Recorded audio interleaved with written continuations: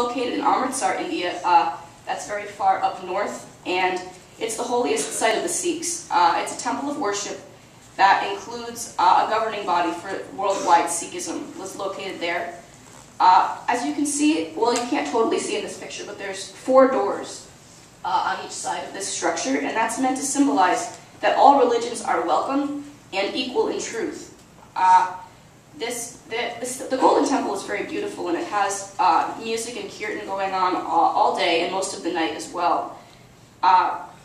It's sort of essentially similar to the Vatican in that this is sort of the very heart of Sikhism worldwide. And if you can see sort of these, some of these white sort of structures in the back, you can't see that well, but that's where they serve the free meal programs that I mentioned earlier.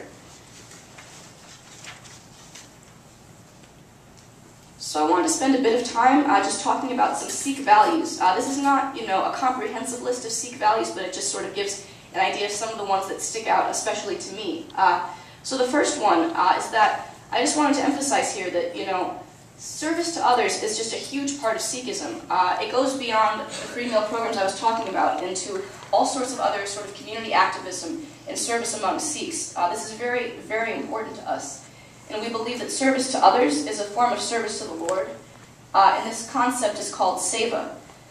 The second value I wanted to touch upon here was the idea of egalitarianism in Sikhism. Sikhs really believe that gender, race, etc., all these things are irrelevant in the eyes of God, that we are all equal in the eyes of God, and we all have equal access to God. This sounds common sense nowadays, but it was actually quite revolutionary at the time Sikhism was founded. In the Indian context, about 500 years ago, the caste system was very dominant. So this idea of egalitarianism was quite revolutionary at that time. The fourth one I wanted to talk about was the inclusivity of Sikhism. We believe that while truth is one, paths are many, and we sort of explicitly validate the truth of other paths. The final one I wanted to touch on was the idea of a pure lifestyle. Sikhs have 5 vices to avoid: lust, envy, attachment to worldly possessions, anger, and pride. Sikhs are also expected to refrain from, drinking alcohol, from using tobacco products, gambling, and engaging in sexual activity outside of marriage. That's just a picture of the Siddhi Guru Granth Sahib, the Sikh holy scripture that I mentioned earlier. So this is a picture of Yogi Bhajan. He was born in what is now Pakistan in 1929. I actually attended a lot of Catholic schools growing up. But he was a Sikh man who brought Sikh teachings to the West during the 1960s and 70s during the U.S. counterculture movement. He founded the American Sikh community and reached out to many youth at the time, including my parents, who converted to Sikhism. So this is just a quote from Yogi Bhajan. "Blessed be the ones who serve others. They are the ones who find heaven on earth."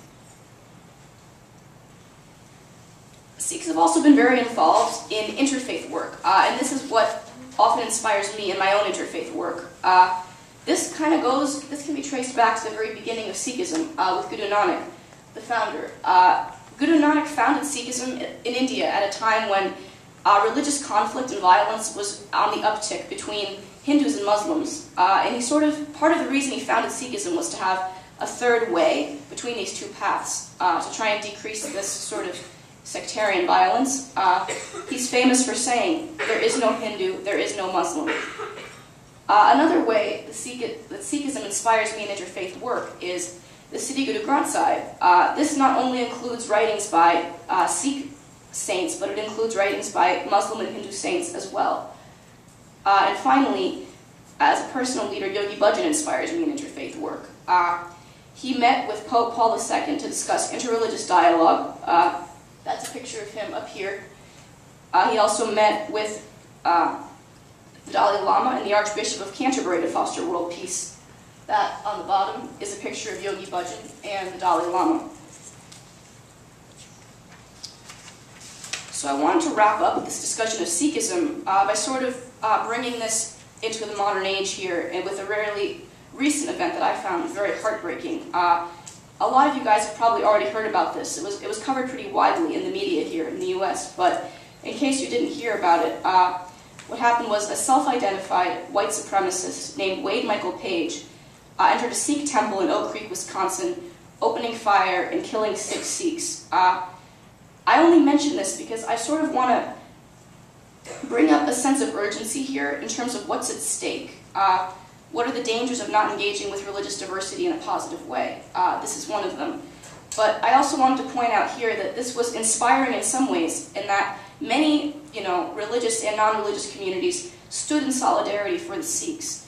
And this was so heartwarming for me to see all of, so much outpouring of support from everyone. So at this point in the presentation, I know we've talked a bit about the Sikh faith and the stakes involved. I kind of wanted to switch gears a bit and sort of almost back up a step.